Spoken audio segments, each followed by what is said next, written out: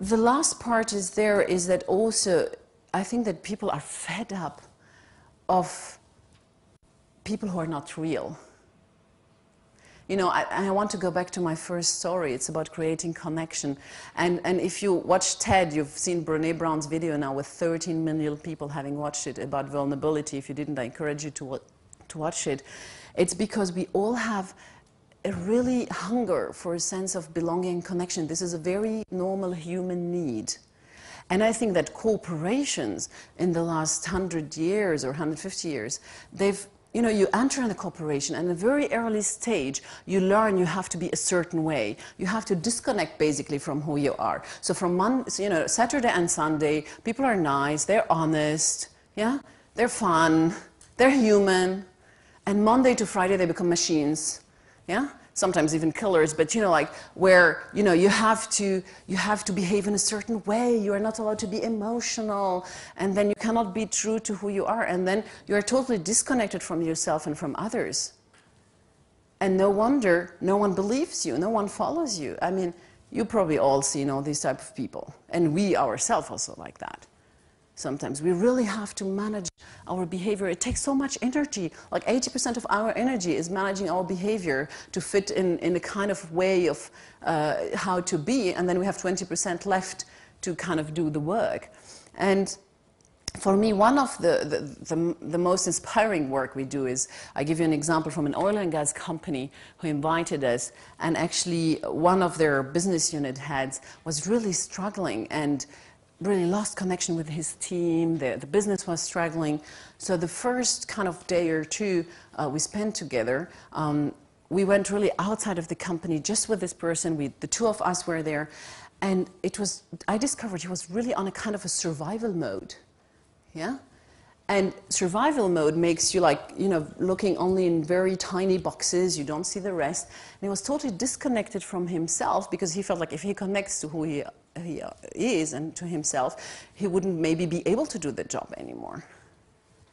And actually, after the first team workshop where he started talking about his struggles, the whole team was behind him. We always think about being vulnerable, verletzlich, as being a weakness. It's not. Every time you see someone being vulnerable, you think this is courageous, this is courage.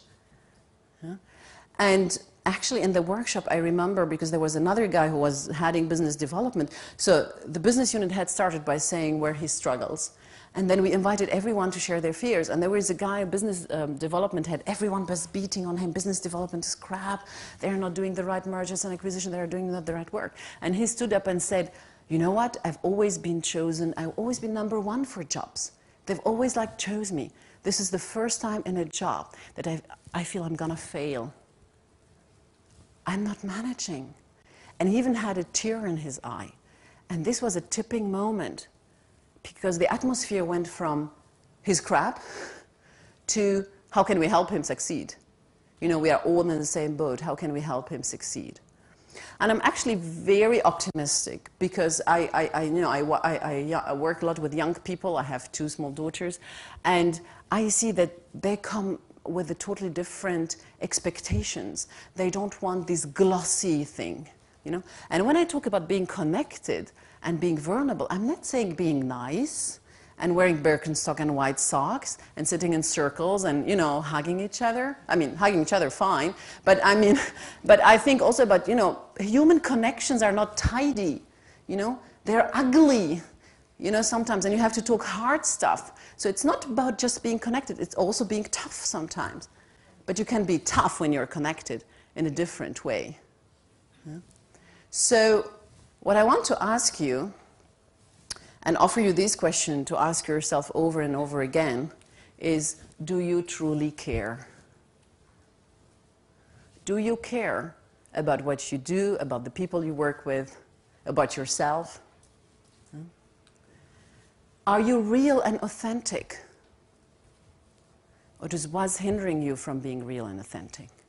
You know, we have an internal joke in our company that people say, when people tell them, you know, what's the work we do, they say we bring CEOs to cry, we make CEOs cry, which is true in a sense, because, you know, I think that the BP CEO should have cried after the oil spill. You know, it's kind of reconnecting people with themselves, and in that way reconnecting them with their employees. And it's not, a lot of people think, yeah, it's doing good, but are we really doing well? I think that it will merge, and I'm not the only one. If you look at traditionally, if you say this is doing well, like business-wise, profit-wise, this was the business world and corporations. And then you had doing good. This was like NGOs and foundations. So basically you had to choose, do I have to earn money in my life or do I have to do something good? Yeah. So, but actually the generation Y, and I like Y because it says like why with a question mark, you know, I think the future of business will be here. It will be about doing good and doing well. You will not have the choice. Yeah. So I'm not there about, so you, and there is a huge thing about purpose economy. We work with Aaron Horst, who's writing his book now about purpose economy. We see we moved from industrial economy to information economy. The next phase will be purpose economy. The next phase is the human era. Yeah? And it's all about being here and being purpose driven. So do you trust and are you able to connect? I think that's also a key question that we have to ask ourselves over and over again. Oh, and mostly, if we are not that, it's because we have fears, you know, and fears are blocking us somewhere. Fear to lose something, fear that someone hurts me, fear of not belonging and not being connected. This is what holds us back. But the interesting thing is, if we are not that, you know, we cannot just, you know, decide not to have the bad feeling like fears and anger and the messy part, but have the nice part. It doesn't work. We cannot split ourselves. You know, if you don't experience, and research shows, if you don't experience fear, you don't experience joy. If you don't experience, you know, anger, you don't experience creativity. You cannot just kind of select what you want to feel and, you know, and select what you want to feel.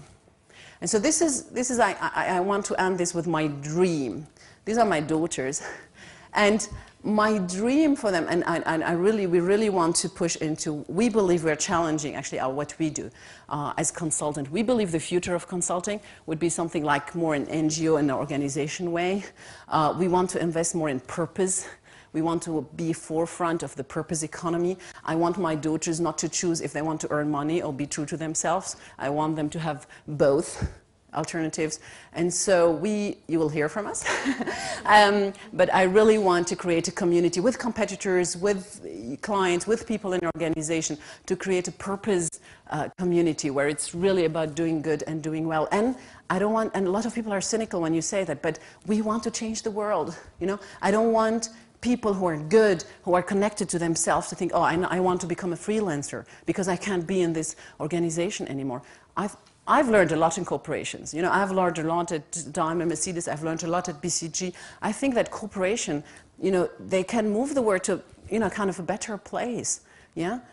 But the question is, how can we protect them so they don't disappear because they just lack their purpose?